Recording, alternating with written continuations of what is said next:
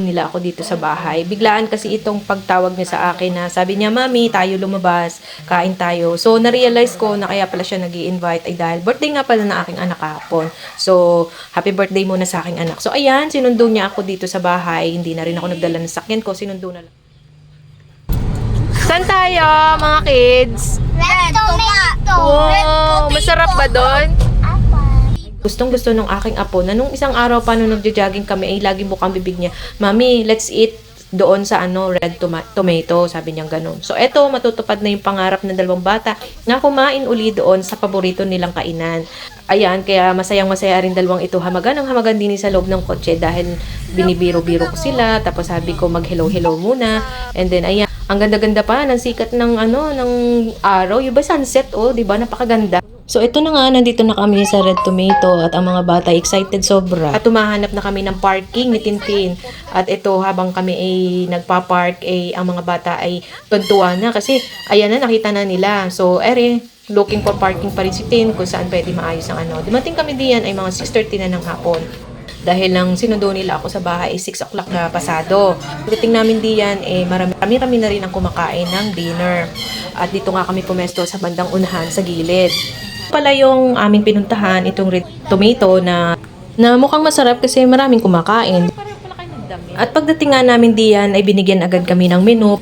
Tingin ko pa lang sa menu nila ay mukhang masasarap. So, first time ko pumasok diyan dahil dati yan ay iba ang may-ari. So, ngayon bago lang siya. So, first time ko kumain. So, eto na nga, namimili na kami at ang mga bata na lang, sabi ko nga kay Tin, hayaan mo na lang yung mga bata kung alin gusto nilang kainin, yun na lang kakainin ko. Basta yung naiba lang sa akin ay umorder ako ng coffee na salted caramel. So, ayan na nga, na-deliver na sa amin yung aming coffee at waiting kami sa aming in-order na pizza at saka lasagna. So, ay mga bata ay inuna ng inumin itong coffee ng kanilang nanay, kaya umorder uli yung mama nila. So, ayan, na-deliver na nga sa amin. Ito, paborito daw ito ni Cab, ni spinach na cheesy spinach at saka itong 4 cheese. Ang sarap nga, amoy pa lang okay na eh. Kaya nakakatuwa, at saka manipis yung kanyang bread.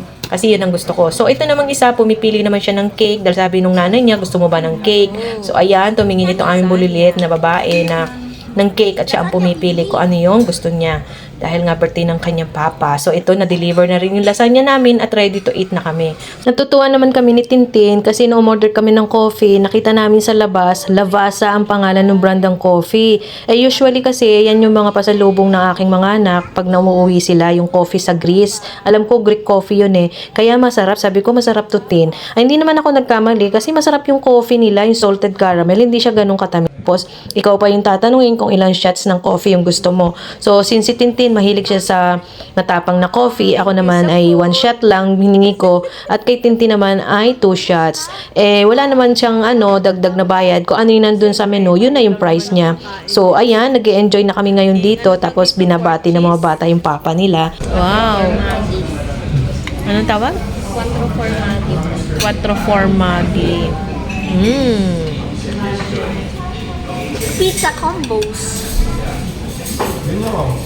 Ito ay salted caramel. Ay, dami yelo. Ba't pinalalaki mo yung mata mo? Si Kuya, oh. Last week pa yan, Mami, nagyayari. At after namin kumain, ay umuwi na rin kami agad after ni Tintin magpagasolina at medyo late na rin kami nung makauwi. At kami ay dumaan pa dito sa Petron para magpagasolina. So, since gabi na yan, diretso na lang ako dito sa bahay at hindi na ako nagpahatid ng loob, naglakad na lang ako. So, pagdating ko naman dito sa bahay, ay may nakita ko diyang nakapatong na in-order ko na galing sa online na itlog at saka yung kamote. So, yun lamang. Thank you for watching. Bye-bye!